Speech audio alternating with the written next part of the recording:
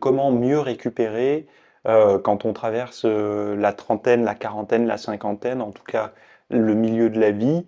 J'avais envie de parler de ça parce que non seulement j'ai beaucoup de questions, mais aussi parce que je suis concerné par ça.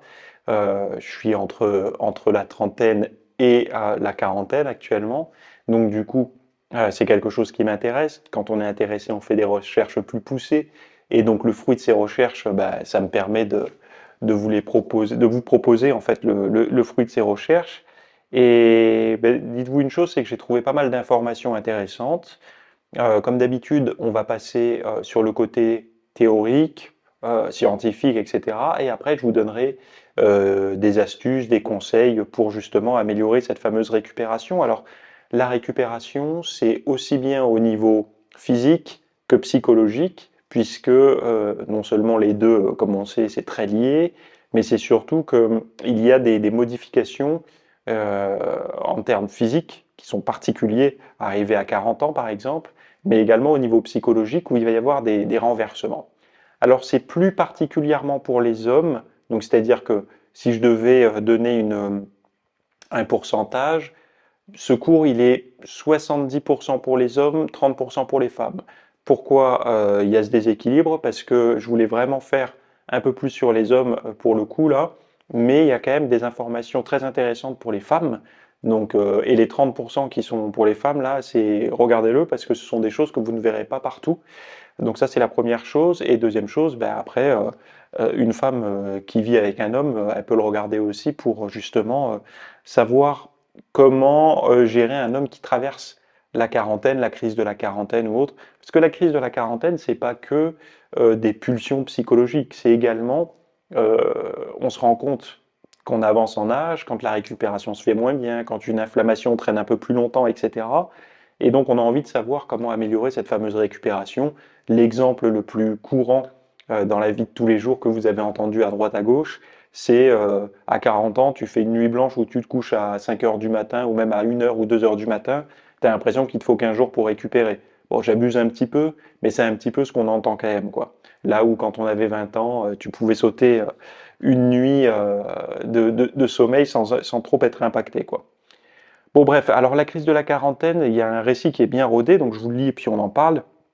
Alors chez les hommes, ça n'est pas seulement un épisode personnel, c'est une construction culturelle souvent tournée en dérision, mais qui façonne profondément notre vision du vieillissement masculin. Alors c'est ce que montre par exemple une étude qui a analysé deux œuvres populaires, donc le film Swimming with Men, donc c'est je crois un mec qui se met à la danse, pas la danse, à la natation synchronisée pour séduire une nana, et le roman Doppler, que je n'ai pas lu, je l'ai à la maison, mais je l'ai jamais lu ce roman. Donc pour comprendre comment les récits de crise masculine influencent la perception de soi à la mi-vie. Donc les récits suivent souvent le même schéma, donc c'est un homme qui se sent souvent inutile, qui décroche de son rôle social ou familial, puis cherche à redevenir lui-même, qu'il choisisse de faire du sport entre hommes, comme Eric dans Swimming with Men, ou de tout quitter pour vivre seul en forêt, comme Andreas dans Doppler, le roman. Donc l'enjeu est toujours le même, reprendre le contrôle, paraître fort, rester un vrai homme malgré l'âge. Mais ces récits simplifient les vraies difficultés. Ils présentent la crise comme risible et sa résolution comme une simple affaire de volonté individuelle. Et résultat, les hommes sont incités à gérer seuls leurs doutes sans jamais vraiment en parler. Conclusion, ces récits culturels sont souvent humoristiques, renforcent les attentes irréalistes de performance masculine au niveau de la crise de la quarantaine et participent à la médicalisation silencieuse du vieillissement des hommes. Moi, je suis assez d'accord, c'est vrai que euh, encore aujourd'hui, les hommes ont un peu du mal, on a un peu du mal à parler des choses existentielles avec les autres mâles autour de nous. Moi, j'essaie un peu de briser la glace avec mes potes. Parfois, ça les surprend, mais en fait, la seule chose que je pourrais vous dire là-dessus, c'est que de parler, par exemple, si vous traversez une période d'anxiété ou une période de doute ou une nouvelle expérience, et que vous savez que des amis l'ont déjà vécu, ils s'en sont pas plaints, mais l'ont déjà vécu, dites-vous une chose, c'est qu'ils ont vécu aussi du négatif, sauf qu'ils vous l'ont pas verbalisé. Le fait d'en parler, et d'en parler de manière assumée, ça vous dévirilise pas du tout, hein. Au contraire, quelqu'un qui assume clairement, avec aplomb, ses faiblesses, par exemple, ou là, j'ai eu pas mal de responsabilités à prendre par rapport à tel et tel sujet. Franchement, ça m'a bien écrasé, j'avais plus envie de sortir du lit ou des choses comme ça. De dire, de verbaliser ça, vous passez pas pour faible. En fait, vous dégoupillez quelque chose qui était sous pression, peut-être aussi pour votre pote ou autre. Et vous aurez jamais du négatif. Euh, Si vous avez du négatif, vous pouvez lui dire, ah toi t'en es pas encore là, t'es encore à renfermer. Et il y en a, hein, moi j'en ai, mais souvent ce sont pas des potes, c'est des potes, c'est pas des amis, c'est des potes un peu lointains, quoi, qui veulent montrer qu'ils sont forts, quoi. Bon bref, comment traverser la mi-vie avec plus de sérénité? Donc à partir de 50 ans, les hommes affrontent un tournant, santé en déclin, anxiété en hausse, confiance en soi en berne. Cette vaste étude allemande menée sur 2144 hommes âgés de 18 à 92 ans décrypte les tendances de satisfaction de la vie, de la dépression, de l'anxiété et de la résilience à chaque étape de la vie. Focus sur les 40-70 ans, les années charnières de la mi-vie. Donc pour l'étude, la mi-vie, donc la fameuse crise de la quarantaine, cinquantaine et tout, ça se joue entre 40 et 70 ans. Donc la plage est quand même assez large. Au niveau de la santé, donc la santé devient la priorité numéro 1 dès la cinquantaine. Son importance augmente avec l'âge, mais paradoxalement, la satisfaction à son sujet chute dès la quarantaine pour continuer à décliner dans les décennies suivantes. Un reflet direct des changements physiques et du sentiment de vulnérabilité croissante. Et oui, mais en fait, vous avez peut-être, comme moi, des amis, ou peut-être même vous, vous vous sentez concerné, mais il y a ce sentiment d'immortalité, d'invulnérabilité jusqu'à 30-40 ans. Moi, dans mes amis, alors moi, je fais attention à ce que je mangeais et tout, mais moi, j'ai des amis qui sont, enfin, c'est pas forcément des amis toujours, mais des connaissances ou certains amis, oui aussi, qui vont avoir tendance à ne pas du tout prêter attention à ce qu'ils mangent, au surpoids et tout, et donc du coup, être dans le, comment dire, dans en fait, ils s'en foutent. C'est-à-dire que pour eux, ça n'a pas d'impact. Sauf que ce, c'est pas à 40 ans pile qu'il se met à se passer quelque chose, même s'il y a des bouleversements, des courbes qui vont avoir tendance à plonger à certains âges, 40 et 60, on l'avait vu précédemment par exemple, c'est pas non plus tout va bien. En fait, c'est pas je peux manger tout ce que je veux, être en surpoids, aucun impact avant 40 ans, et ça a un impact après 40 ans. Non. C'est-à-dire que le terrain est travaillé dès le début, en fait. Hein. Dès la naissance, j'ai envie de dire, c'est travaillé. C'est juste que les plongeons, il y a des plongeons qui sont plus importants. Et ces gens-là, arrivés à la quarantaine, ils vont avoir comment dire, un sursaut. Ils vont se dire, mince, parce que petite fatigue qui va un peu durer, parce que une grippe un peu plus sévère que d'habitude, parce qu'une fatigue, parce qu'un burn-out, parce que tout ce que vous voulez.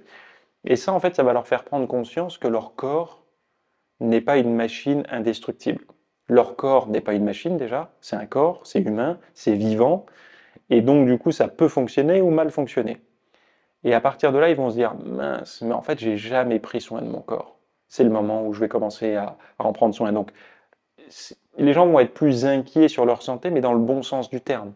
C'est-à-dire, ils vont être inquiets des mauvais choix qu'ils ont pu faire, et donc ils vont être soucieux de faire les bons choix dans le présent maintenant. Et c'est ça, enfin, moi ça me semble positif. L'idéal étant de s'en rendre compte le plus tôt possible, mais ça reste du positif. C'est mieux que d'être dans le déni tout le temps, quoi. Et je pense d'ailleurs que les addictions sucrées et tout, même s'il y en a qui disent que les addictions au sucre n'existent pas, enfin, peut-être que au niveau, si on veut être très académique et tout, l'addiction, ça remplit pas toutes les cases de l'addiction, comme le tabac ou l'alcool ou autre, mais par contre, les comportements, il y a des comportements addictifs vis-à-vis du sucre. Et je pense clairement que les addictions, donc ces comportements-là, c'est quand ils sont présents que les gens ont plus de mal à se mettre en santé après 40 ans. Parce qu'avant 40 ans, quand ils sont dans l'insouciance, ils vivent pas la surconsommation de sucre et tout comme de l'addiction. Pour eux, ils mangent ce qu'ils veulent quand ils veulent, quoi. Ils n'ont pas l'impression d'être addicts. Moi, je connais des gens comme ça qui vont dire, mais non, mais j'aime pas forcément le sucre, mais ils vont boire du jus de fruits, ils vont manger des gâteaux, ils vont avoir beaucoup de pain et tout ça, mais ils vont pas se rendre compte que tout ça, c'est sous le règne des glucides. Enfin, c'est la catégorie des glucides, quoi. Donc bon, bref. Et puis, passé 40 ans, ces gens-là, quand on va leur dire, ben maintenant, il faut faire attention, ils vont se rendre compte que c'est hyper difficile, en fait. Ils se rendaient pas compte qu'ils étaient à moitié addicts déjà avant. Merci d'avoir suivi ce rapide extrait. Donc, dans la version longue, vous allez savoir quoi consommer pour mieux récupérer après 40 ans, mais également tout ce qu'il y a autour de la psychologie quand on passe à travers la quarantaine au niveau de la récupération mentale, parce qu'on va parler de la meilleure récupération au niveau physique et mental. Et puis, on verra des choses que peu de personnes abordent, notamment la masculinité et la virilité. Moi, je trouve que c'est des termes très stupides qui sont mal utilisés aujourd'hui. Euh, et, et pourtant, je ne suis pas dans l'inverse, hein, la déconstruction non plus. En fait, tous ces petits mondes qui se combattent, je trouve ça, comment dire, pathétique, puisque c'est que d'un côté, c'est que du maquillage, de l'autre côté, c'est que de la fausse bienveillance, puisqu'en fait, c'est de la malveillance envers les gens qui n'ont pas encore compris. Enfin, voilà.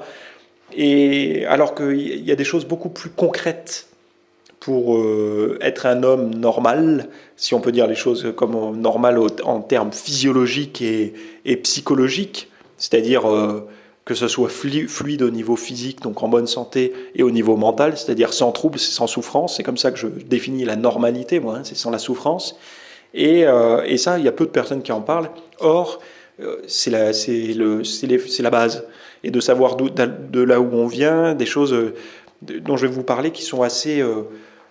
j'en ai jamais entendu parler en fait, hein, je vous le dis honnêtement, par rapport... Vous savez, quand on entend souvent des joutes verbales sur les plateaux de télé et tout, j'aimerais beaucoup vous parler de ça et de vous aider à comprendre certaines choses par rapport à ça. Des choses très importantes qui vont vous aider à beaucoup mieux vivre après 40 ans, quoi. Voilà.